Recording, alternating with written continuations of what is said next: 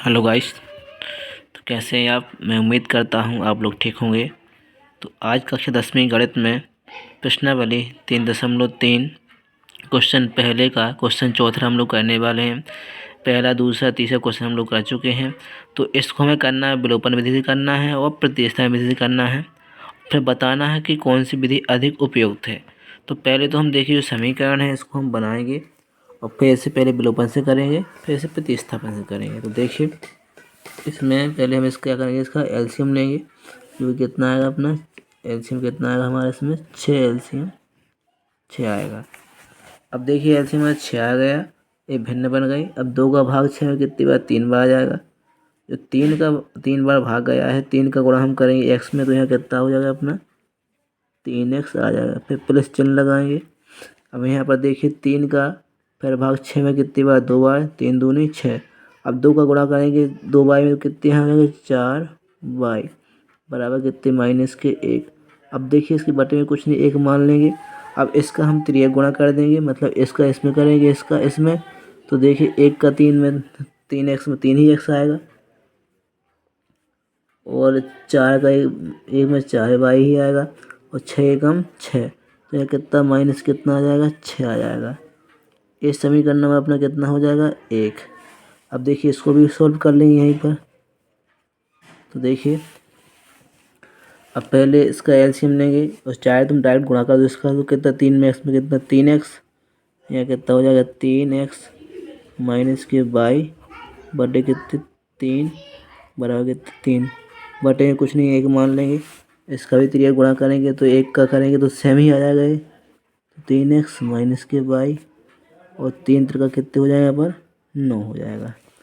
देखो इस प्रकार से ये समीकरण हमारा क्या हो गया, सॉल्व हो गया। तो ये हमारा देखिए क्या हो गया, कैमरा थोड़ी देखिए इस समीकरण हमारा कितना हो गया 1 हो गया। ये समीकरण कितना हो गया अपना 2। अब इससे पहले हम विलोपन से हल करेंगे, फिर करेंगे इसे प्रतिस्थापन से। देखिए यहाँ लिखेंगे विलोपन विधि, विलोपन विधि, विलोपन विधि।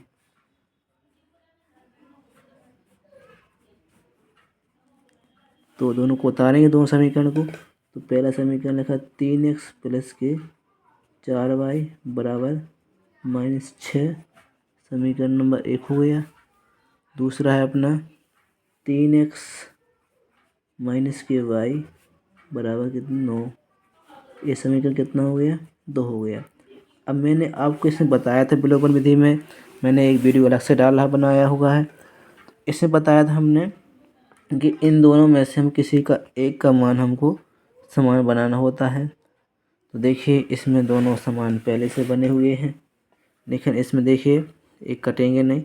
अब इसके हम चिन्ह चेंज कर देंगे। तो देखिए यहाँ पर प्लस था, यहाँ माइनस हो जाएगा, यहाँ माइनस का क्या हो गया प्लस हो जाएगा, यहाँ प्लस का क्या हो जाएगा माइनस। तो देखिए इसमें हम लोग क्या करेंगे, ये दोनों कट जाएंगे, इसमें लिखेंगे हम जोड़ने पर। इस पर क्या लिखेंगे हम जोड़ने पर। अब देखिए ये प्लस की 1 बाई है, प्लस की 4 बाई कितने हो जाएंगे प्लस की 5 बाई बराबर, ये दोनों माइनस माइनस जोड़ेंगे। मैं बताया था जैसा कि माइनस माइनस की होती हैं तो जुड़ते हैं, लेकिन चिन्ह माइनस का ही आता है। तो देखिए 9 से कितने हो जाएंगे 15।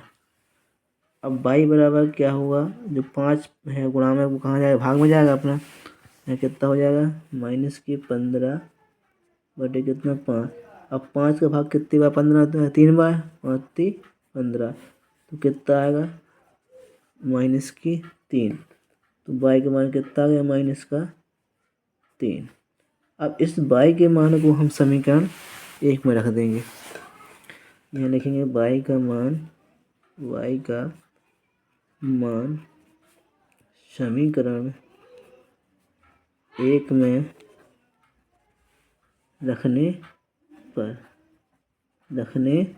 पर। तो देख एक समीकरण कौन सा अपना ये लिखा हुआ, एक समीकरण नंबर है, लिखेंगे 3, पहले से उतार लेंगे 3x प्लस की 4y बराबर कितने -6। यहाँ मान रखेंगे हम x y का, तो यहाँ पर 3x सेम रहेगा प्लस 4, यहाँ गुणा का चिन्ह आ जाएगा।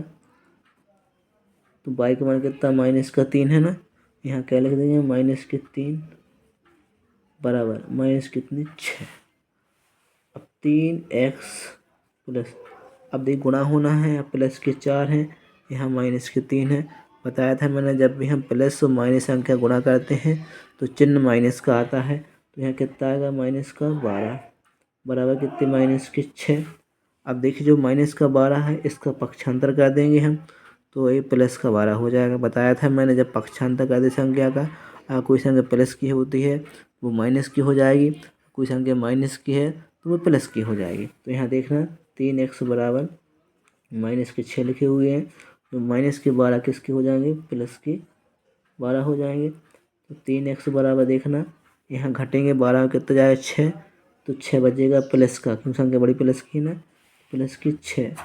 अब यहाँ देखना x बराबर 6 जो गुणा में वो भाग में जाएगा, तो 6 बटे कितना 3, तो 3 दूनी कितने 6, तो x का मान कितना आ गया अपना 2। इस प्रकार से विलोपन विधि हो जाती है। अब हम लोग करेंगे प्रतिस्थापन विधि। तो यहाँ हम डालेंगे प्रतिस्थापन विधि, यहाँ लिखेंगे प्रतिस्थापन विधि, प्रतिस्थापन विधि, स्थापन विधि। तो देखिए अब दोनों समीकरण उतारेंगे हम, एक समीकरण और दो को। पहला है 3x प्लस के 4y बराबर माइनस कितनी 6, समीकरण नंबर 1 हो गया। दूसरा समीकरण क्या है अपना 3x माइनस के y बराबर कितना है 9, ये कितना समीकरण हो गया 2। अब इसमें हम पहले समीकरण 1 से मान निकालेंगे, फिर 2 में रखेंगे, फिर इसके बाद समीकरण हम 3 में रखेंगे। यहाँ लिखेंगे समीकरण 1 से, समीकरण 1 से, समीकरण 1 से लिखेंगे। पहले समीकरण 1 से 3x प्लस के 4y बराबर कितने हैं माइनस के 6। पहले x का मान निकालेंगे तो y वाले पद पीछे भेज देंगे। तो यहाँ पर लिखेंगे 3x बराबर माइनस के 6, जो प्लस का 4y पीछे जाएगा तो ये माइनस कितना हो जाएगा 4y हो जाएगा। अब बटे में जो 3 है बटे में जाएगा वो, तो x बराबर कितना हो जाएगा माइनस के 6 माइनस के 4y बटे कितनी 3। ये कितना समीकरण हो गया, समीकरण नंबर हमारा 3 हो गया। अब x का मान हम समीकरण कितने रख देंगे, समीकरण नंबर 2 में रख देंगे।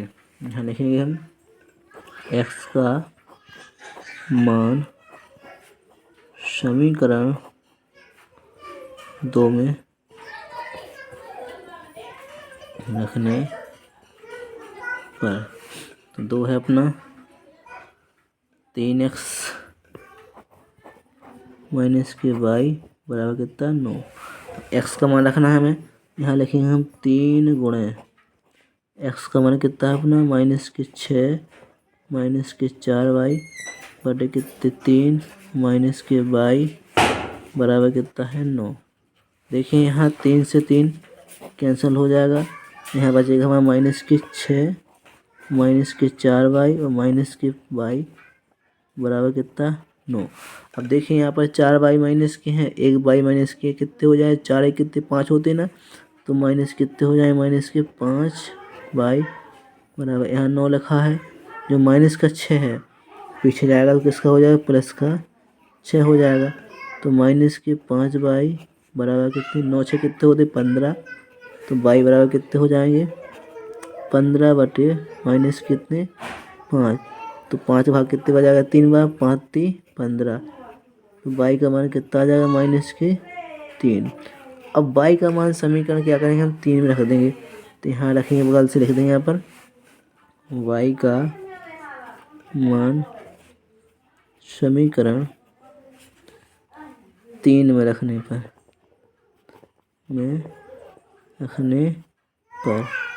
ठीक है। तो 3 क्या है x बराबर माइनस के 6 माइनस के 4y बटे कितने 3, x बराबर माइनस के 6 माइनस के 4 गुणे y का मान कितना आया था माइनस के अपने 3, तो यहाँ लिखेंगे माइनस के 3 बटे कितने 3।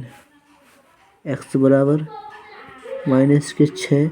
अब देखिए यहाँ गुणा करना है, 4 का गुणा 3 में होना है, लेकिन दोनों माइनस माइनस का है। जब भी गुणा माइनस माइनस का होता है तो चिन्ह प्लस का आता है, तो प्लस यहाँ कितने हो जाएंगे 3 बटे में 3। तो x बराबर, सॉरी कहीं एक सेकंड, यहाँ पर कितना हो जाए 3 चौके 12 हुए, यहाँ गलत हो गया सॉरी। 3 चौके कितने हो जाएंगे 3 चौके 12। तो x बराबर, अब 12 में कितना जाएगा 6, तो कितना बचेगा 6 बटे 3। 3 दूनी कितने हो जाएंगे 6, कितने भाग 2 आ गया ना, तो x बराबर यहाँ कितना आ जाएगा 2। तो इस प्रकार से ये दोनों विधियाँ होती हैं। यहाँ लिखेंगे अतः सबसे अधिक उपयुक्त विलोपन विधि है। अतः सबसे उपयुक्त विधि कौन सी है, विधि विलोपन विधि है। यहाँ पर लिख देंगे हम विलोपन विधि है, विलोपन विधि है। तो जिस भी भाई या बहन को वीडियो पसंद आया हो वो चैनल को सब्सक्राइब करे, कमेंट करे, लाइक करे और अपने दोस्तों तक शेयर करे। अब मिलेंगे नेक्स्ट वीडियो में, जो क्वेश्चन है नेक्स्ट वीडियो में मिलेंगे आपको। तब तक के लिए इतना ही। जय हिंद, जय भारत।